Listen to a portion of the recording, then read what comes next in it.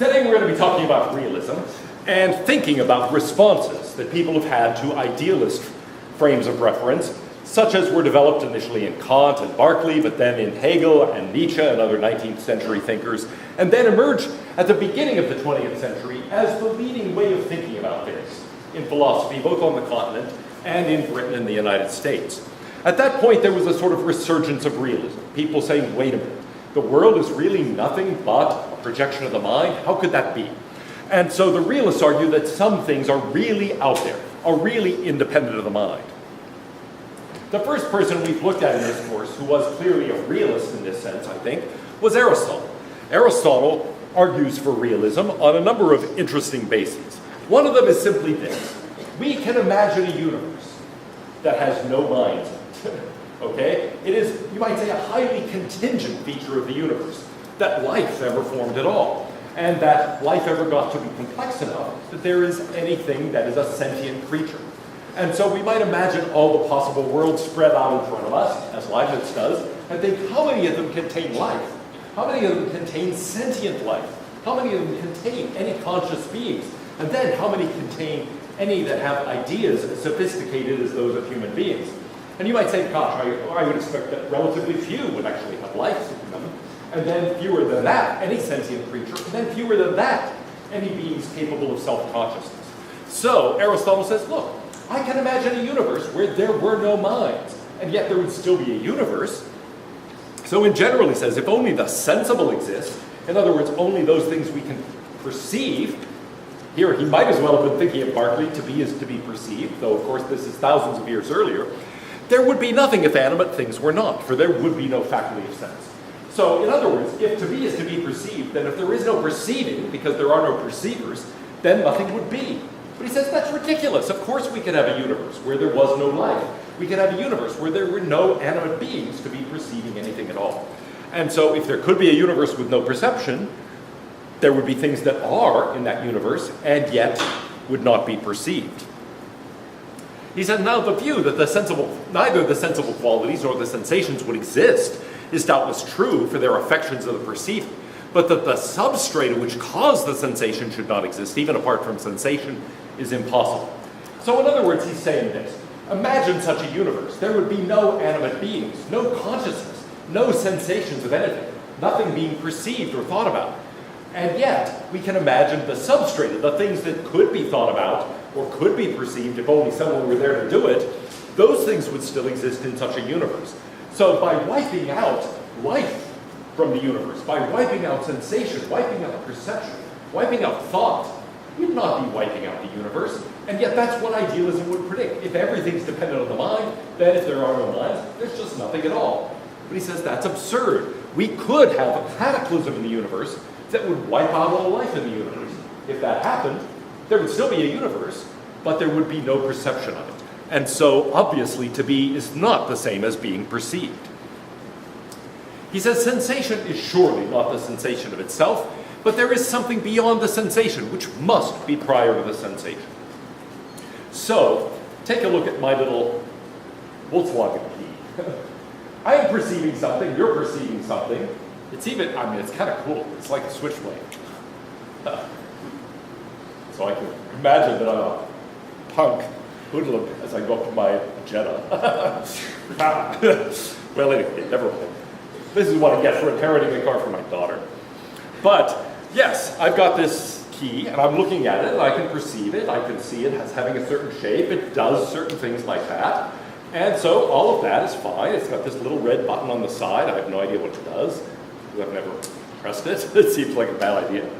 But anyway, that's something that, exists presumably independent of my sensations. I've got sensations of it, but notice I think these are sensations of something. It's not just like I'm imagining it. Oh, I'm imagining right now a very large elephant walking through the room. I can imagine that, but I'm really not perceiving it, right? I don't think there is an elephant in the room just because I'm imagining it. But when I sense the key, I think it's really there. This is not just my mind projecting a key. This is a sensation of something. There's got to be something in the world that I'm actually perceiving. So here's the argument he seems to be giving. Sensations are sensations of something. something other than the sensation. That other thing has to be prior to the sensation, the sort of thing that we can come along and perceive, but also independent of the sensation itself. I do not, in fact, think that if I close my eyes and stop perceiving the keys, that they go away. Now, well, I'm cheating because I'm still touching them. But if I sit them down and walk away from them, I'm no longer sensing the keys, but of course they still exist. They exist independently of my sensation. So there have to be mind-independent causes of sensations. In other words, the kinds of things that Kant and other people call things in themselves. Well, does that thing in itself match the qualities that I perceive it to have? Does it actually have those qualities?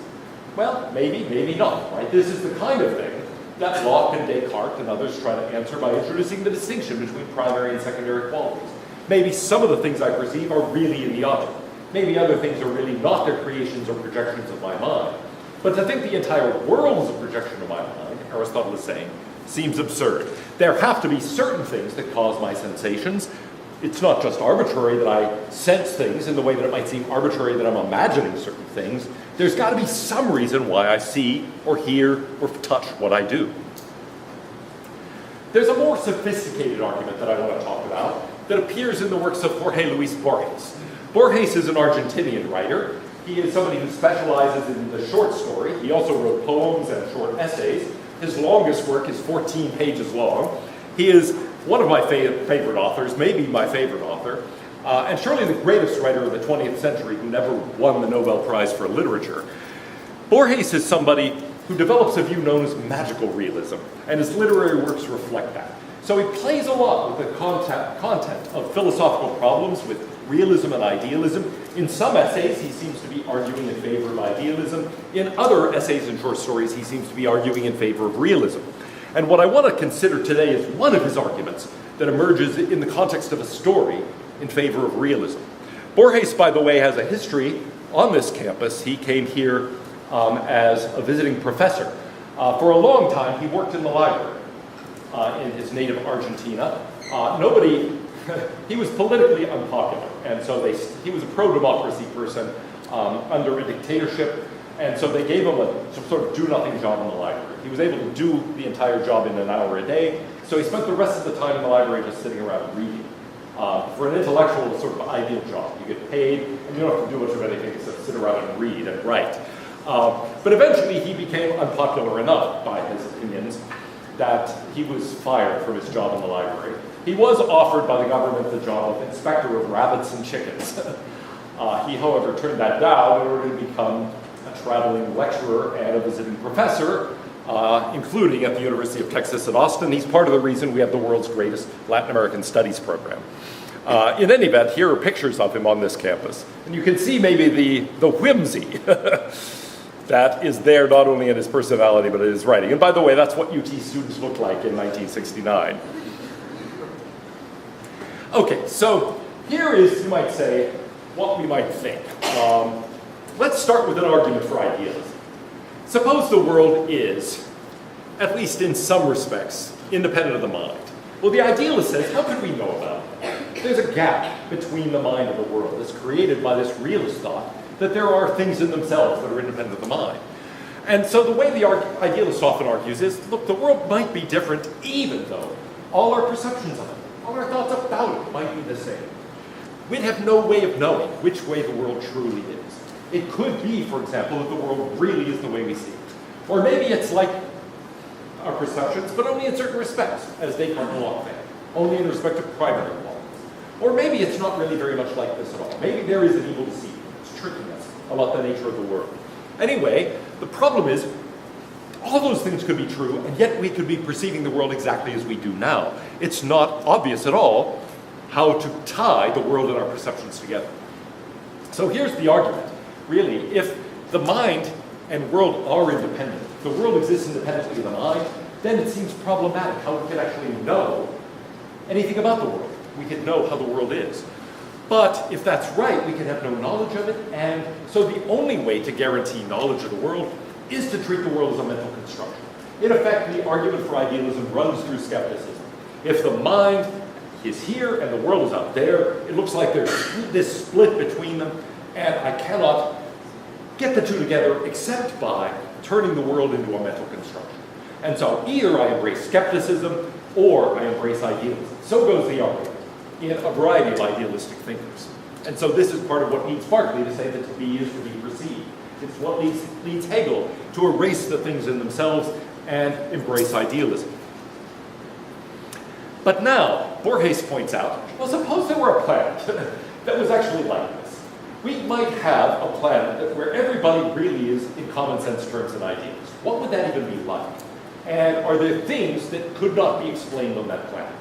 What would it be like to introduce the idea of the thing in itself into such a planet? So here's how he sets it up. He calls this place Tlon. And he says, Hume noted for all time that Berkeley's arguments didn't admit the slightest refutation, nor did they cause the slightest conviction. So in other words, nobody knows how to refute Berkeley, but nobody believes it either, right? Now, he says, this is entirely correct in its application to the Earth, but entirely false in this fictional planet, Tlon. The nations of this planet are congenitally idealist. Their language and the derivations of their language, religion, letters, metaphysics, all presuppose idealism. The world for them is not a concourse of objects in space. It is a heterogeneous series of independent acts. So he's basically challenging us to think about the world as an idealist would perceive. There aren't things that have properties and stand in relations. Instead, they're just mental projections. They're these mental episodes, dharmas in the language of Buddhist idealism. They're these dharmas, these thoughts, feelings, perceptions. And those get organized by us in various ways. Maybe, in fact, if we're to be strict about it, there is no us organizing them. They just somehow get bundled without anything tying them together. But in any case, what would a language to describe the world like that be like? Well, yes, he says, in the end, that would be a language about nouns that refer to things, right? There would be just adjectives, maybe just verbs. And so he says there are some regions of this planet where people just have adjectives in their language. So they can't say the moon is shining brightly tonight. They would just say silvery, large, or dark. Okay? Or maybe they just have verbs like it moons brightly. But that's all they would be able to say. There would be no nouns. But now, someone comes in and introduces the heresy of realism, specifically materialism. And here's how it goes. A person comes along and tells a story. On Tuesday, somebody crosses a deserted road. They lose 9 copper coins. On Thursday, someone else finds in the road 4 coins. Then, on Friday, a third person discovers 3 coins on the road. On Friday morning, that original person finds 2 coins in the corridor of his house. Now, that's actually a very puzzling story to tell on this idealist planet. Now, why is it so puzzling? It's a scam, this story, once the word gets out. But why is it a scam? Yeah. Because it refers to the coins as objects. Good, it refers to the coins as objects, exactly. And so really, you can't, some say, look, you can't even formulate this in the language, right? Really, you're just saying, a person crosses, how do we describe a road in this language? Dirty, pavement, dark. Actually, pavement is a noun, sorry, I can't even use that. Dirty, paved, dark, loses circular, 9, coppery. I can't say things, it's very frustrating to speak this language.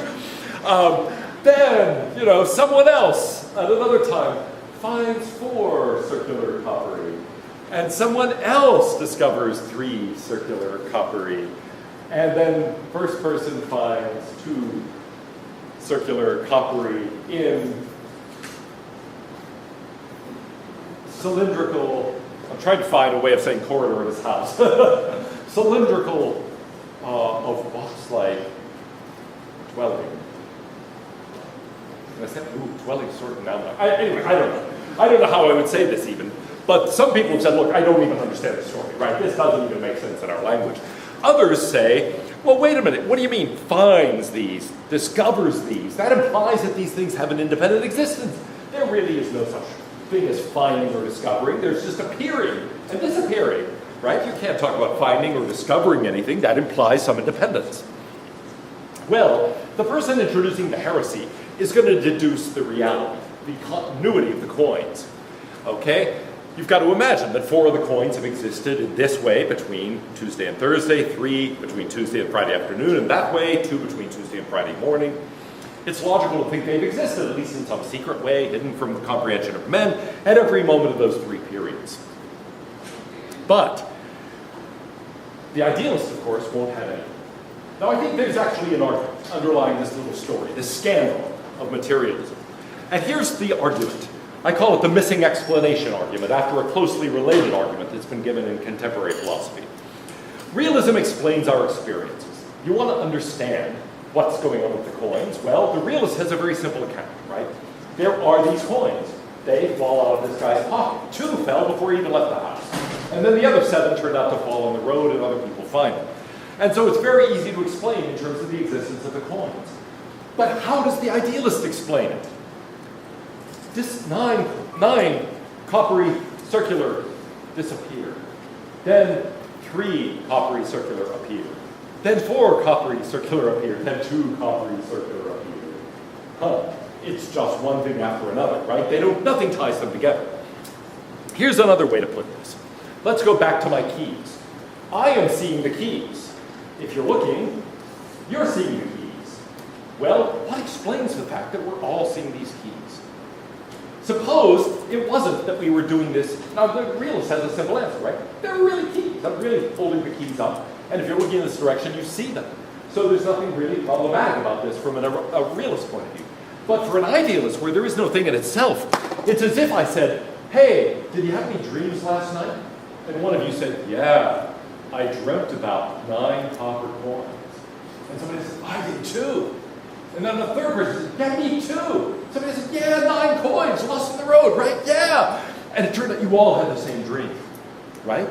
Now that would be amazing. It's like, what would explain that? How is it possible that we all had the same dream about 9 copper coins? And it would be deeply puzzling. The thing is, for the idealist, everything is like that. Everything is like, gee, our minds are projecting things, and they happen to project these amazingly similar things. How do we explain that? It would be like saying we all dreamt about 9 copper coins. How do we explain the fact that we did it? So, the argument is simply this. There are regularities in our experiences. I hold up the keys, and gosh, people who are looking over here see the keys. I make a loud sound like a clap, and wasn't that loud? That was a poor clap. Let me try to do that again. Better clap. Yay. Okay, people hear the clap. And so it is possible for us all to have the same sort of experience. Well, realism explains this very simply. I really have hands, and the hands really did this, and they really sent out sound waves. However, what does the idealist say? We were all there in class, and suddenly we all had this clap. Amazing. Now, don't tell me there were hands. There weren't any hands. I mean, God, you're talking about mind-independent objects. No. Just that all our minds were there busy projecting.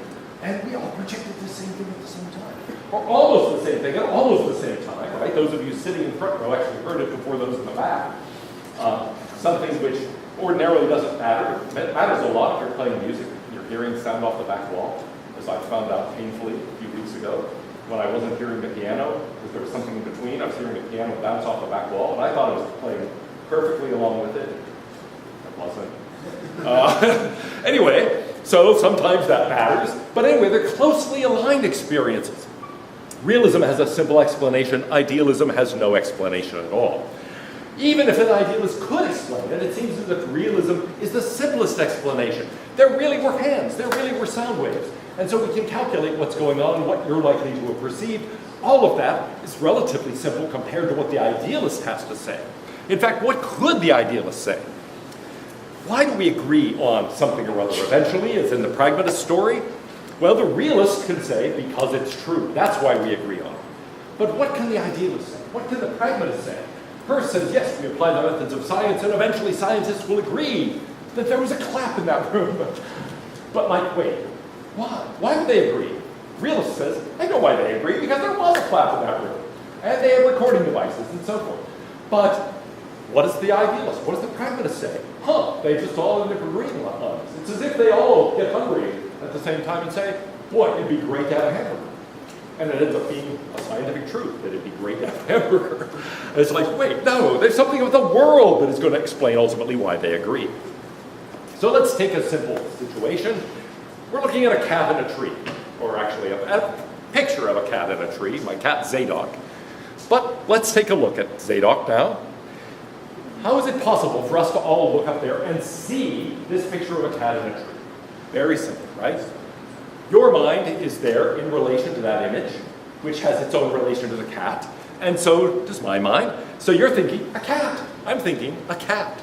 And easy to explain why our minds are thinking something similar. There really is a cat. The cat is the thing in itself. But now, what can the idealist say? We're both having these thoughts, and yet it's hard to explain why. What is really coordinating them if it's not the cat? Notice here, the arrows go down. The cat is causing you and me to actually have those perceptions. But in this case, the arrows go in the other direction. Our minds are both projecting this image of cat. Wow. Here's Berkeley's explanation. The cat is an idea in the mind of God. Okay? God's thinking about the cat and is letting our minds share this perception of the cat. Well, that seems like a rather more complicated story than just there's a cat and there's a picture of a cat. What is Kant's story? Well, the thing in itself, whatever it is, we can't know what's causing us to project this image of cat, something I know not what. Hegel, well, it's historically conditioned, and there's no thing in itself, so I don't know.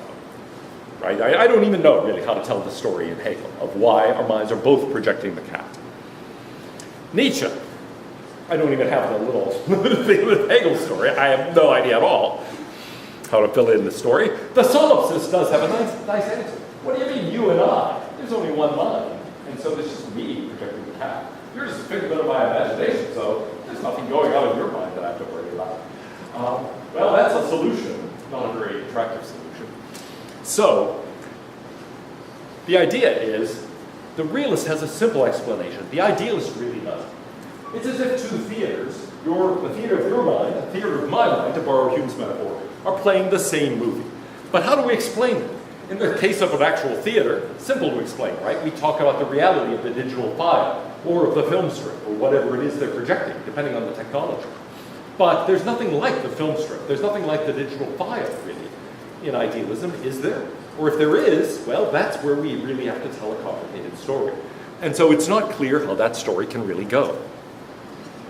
In any event, in Borges' story, idealism is very attractive. The fantasy world of Plon begins to invade reality. People start reading about this fictional planet of Plon, and they start speaking this language that the Plonians speak. In short, idealism starts taking over the earth as well. And so somebody publishes a version of the Encyclopedia of Plon, this planet that catches the public imagination. Reality begins to yield, and Borges says the truth is that it longed to yield. In short, he is writing this at the dawn of World War II, actually, and saying, look, there are reasons why people embrace these kinds of idealisms, these ideologies. There is something attractive about it, even if they don't tie into reality very clearly. Now, Bob, what is it that the idealist can do? Can't give you this kind of explanation, but presumably idealism can be attractive for some other reason. What is it? Yeah. Good. It can kind of protect us from the world. The world is something that is outside our control, right? And so if you're a realist, you realize, wait a minute, the world really is independent of me. I cannot control it. We together cannot control it. Maybe we can affect it in some ways, but in lots of ways, it is just there independent of us. It is just a hard and brute reality. The idealist can say, no, it is your own construction. It's your own invention. It is your own projection. And so if you want to change the movie, you can change it. You want to change your own character, you can change it. There isn't something given out there that it's really outside your power. No, it's all inside your power. And it's all, in principle, rational. And so Jorge says that's a very appealing thought, that it's all rational, that it's all under my control, that it's all under our collective control, that somehow we can shape reality as we choose. That's a very seductive idea. The realist, on the other hand, says, grow up. The world is what it is, and your ability to affect it is very limited. And those are two very different pictures, and in some ways the idealist picture is a very attractive picture. Well, let's take a look at a different kind of argument. that attempts to attack the argument for idealism. This one is from Bertrand Russell, one of the great philosophers of the 20th century. And it's earlier developed by G.E. Moore in a very similar form. We have reason to believe that something exists, the idealist is in effect saying, only if we can know something about it, only if we can have knowledge, epistemic access to it. But we can know an object only by making it an object of consciousness. It's got to in some way be before the mind to be known or even thought about. Well, any object of consciousness is conditioned by consciousness. It takes on a certain form in order to be thought about by us. And anything conditioned by consciousness is mind dependent. So, we could have reason to believe that a thing exists only if it's dependent on the mind. We'd never have any reason to believe that there is such a thing as a thing in itself independent of the mind. Now, some of you are looking perplexed. What's perplexing about this argument? Yeah? It seems like it doesn't distinguish between appearances and the actual object. Exactly. It doesn't distinguish between appearances and the actual object. And so that is what Russell and Moore argue against this. There's something fishy here. We can know something about an object only by making it an object of consciousness. And so that's like saying we can only know about the thing out there, right? By having a representation of it in here. Well, any object of consciousness is conditioned by consciousness, yes. Anything conditioned by consciousness is mind dependent, yes. So we can have a reason to believe that a thing exists only if it is mind dependent? Wait a minute. Are we talking about the thing or the representation of it? The thing in itself or the appearance? And it looks like we've slipped from one to the other. So that's exactly what Moore and Russell say. They say, look, if we look at those third and fourth premises, any object of consciousness is conditioned by consciousness, and anything conditioned by consciousness is mind dependent, and then apply it to a real case, it starts looking ridiculous. So for example, the realist says, I see a cat. It becomes an object of consciousness. So the cat is conditioned by consciousness. So the cat is mind dependent. But that's ridiculous. Okay, the cat's the cat. It's out there. This morning, I come downstairs, and I look in the living room, and there is a cat. Actually, pretty much anywhere you look at my house, there's a cat. Well, in this case, I look there, there's a cat. Now, is the cat becoming an object of consciousness for me? Yes, I see the cat, so I'm now consciously aware of the cat. So I have, in this case, a visual representation of the cat in my mind. But that doesn't mean the cat is that representation in my mind, right? It's not like the cat jumps into my mind. There's the cat there, this is still on the chair. And then now I've got this visual representation in my mind, and a thought, hey, there's my cat. Now, is the cat conditioned by consciousness? Suppose I walk into the room and I'm looking at it, and then I look at the cat. Does the cat change?